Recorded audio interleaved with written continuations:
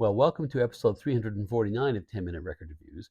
And this time I'm going to talk about a Miles Davis record, Workin, with the Miles Davis Quintet, which came out originally in 1960 on Prestige. It was recorded some years before that.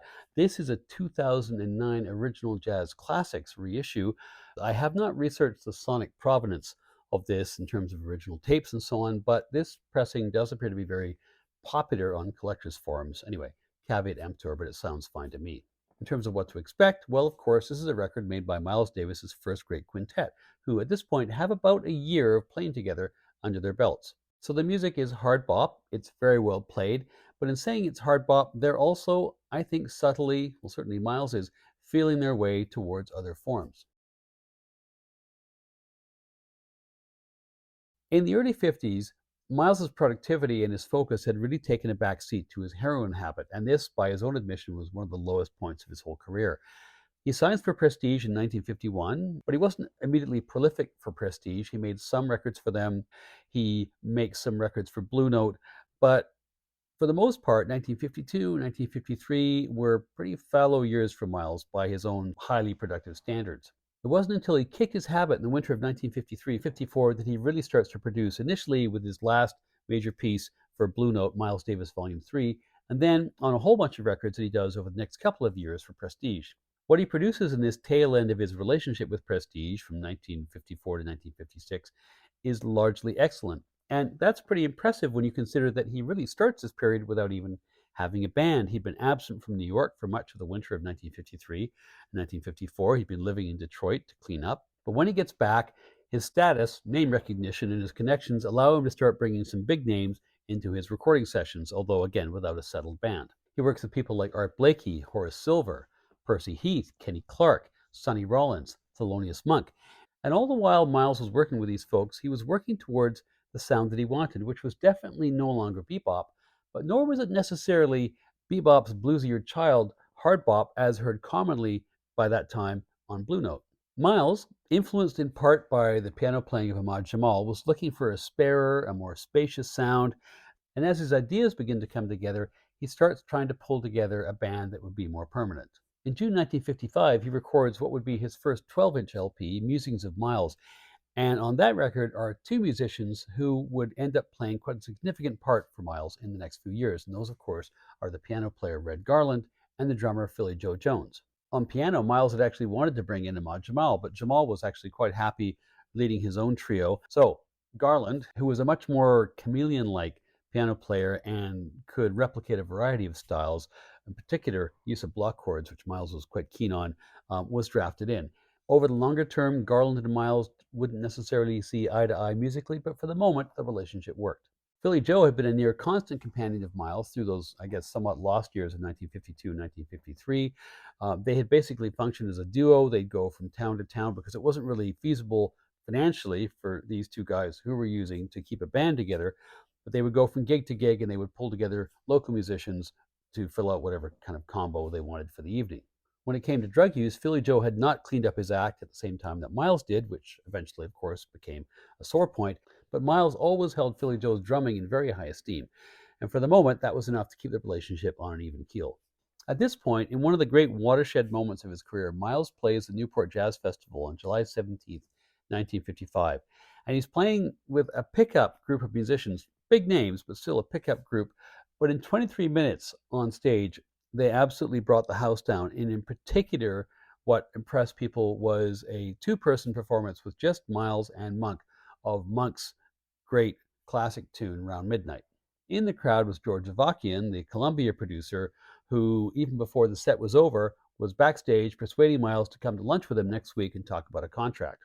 Ironically, in the early 50s, Miles had tried several times to persuade Avakian to sign him to Columbia, but at that time, Avakian had been uncertain, first of all, because Miles had this long-term contract with Prestige, and also he was using, and so his stability was not necessarily taken for granted. One proviso was that Miles actually have a band that he could record with. Philly Joe and Red Garland, of course, were already in Miles' orbit at the time. On tenor, his first choice was Sonny Rollins, with whom he'd made some really great sides. And on bass, he was looking at Curly Russell, who most recently had impressed with the original version of the Blakey Silver Jazz Messengers. However, in Rollins' case, he too had a drug habit that he was trying to deal with. He was out of town trying to clean up. which rendered him unavailable. But also, Sonny was aware that not all of the people that Miles was considering were clean themselves, and so he wondered whether that was a good idea for him to be involved. With that idea bearing no fruit, Miles turned to his band for other suggestions for a sax player. Both Red and Philly Joe had connections to Philadelphia, and both of them suggested that John Coltrane was probably somebody with potential. As for the bass chair, it's not really clear to me why Curly Russell didn't join, but it wasn't too long after this that he actually fades almost entirely from the jazz scene. So maybe there was something else going there. I don't know. Anyway, the guy who does fill the bass chair is someone who's a candidate, or one of the candidates for the greatest jazz bass player of all time, Paul Chambers. With the lineup set, now it was time to make some records. So at this point, Miles has a band, but recall that he still has a problem. He's got this multi-year, multi-record deal with Prestige, which was in the way of him signing with Columbia. To solve this, Columbia bought out the Prestige deal with one proviso. They could start to record Miles right away, but they couldn't release anything until Miles had given Prestige several other albums worth of material.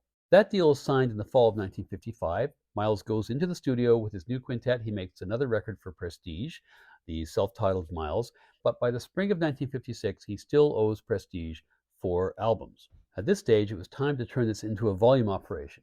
So on May the 11th, and then again on October 26th, 1956, Miles and his band record no fewer than 39 tracks, enough to make the 4 records he owed Prestige with a little bit extra.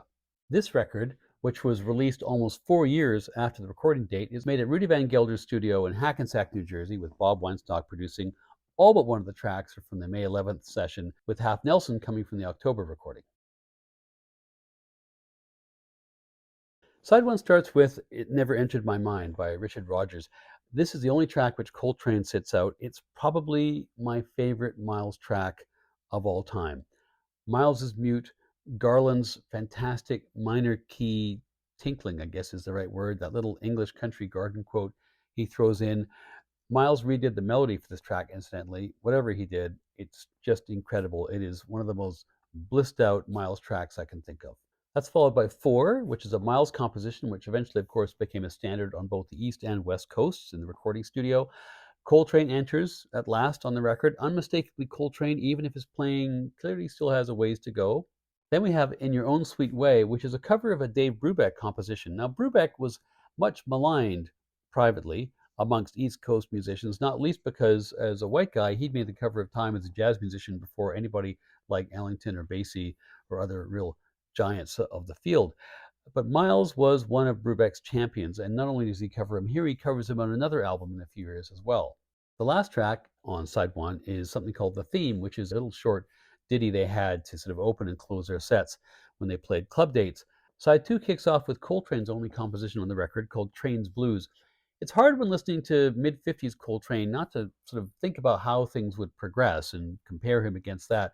This is still pretty darn good playing. His solo, I think, more than other places on the record where he appears on this track, kind of suggests the future. The next track is Ahmad's Blues, a lovely track written by Ahmad Jamal, with Red Garland cast in the somewhat unfortunate role of having to pay tribute musically to a guy who was actually the first choice for the job that Garland now has. Now we have Miles Davis's track Half Nelson, which came from the October recording session, as I mentioned. I find the head arrangement a bit all over the place and kind of tired sounding. But otherwise, it's a very passable piece of hard bop. The solos are great. There's some very nice work by Coltrane on this one. And then finally, we have The Theme, Take Two, just as short as the previous version was at the end of side one. I don't know why these tracks are on here, other than maybe to lift Miles's royalty percentage for the whole record, because both of these are, of course, his compositions. At points, the music on this record sounds like it is very much ahead of its time. When I listen to this record, I'm partial to the tunes which feature Miles on the mute. The slower ones, the faster tunes, I find somewhat less compelling. At times, it feels a little bit like a battle between old Miles and new Miles. It is a kind of transitional record, I think. But there are no bad tunes here. There are some great, great tunes on here, and there's a lot of the spontaneity, which is one of the maybe unintended side effects of Prestige never paying for rehearsal sessions. All of those recordings for Prestige in 1956 are worth gathering, including this one, and for me, it's 4 to 5 stars.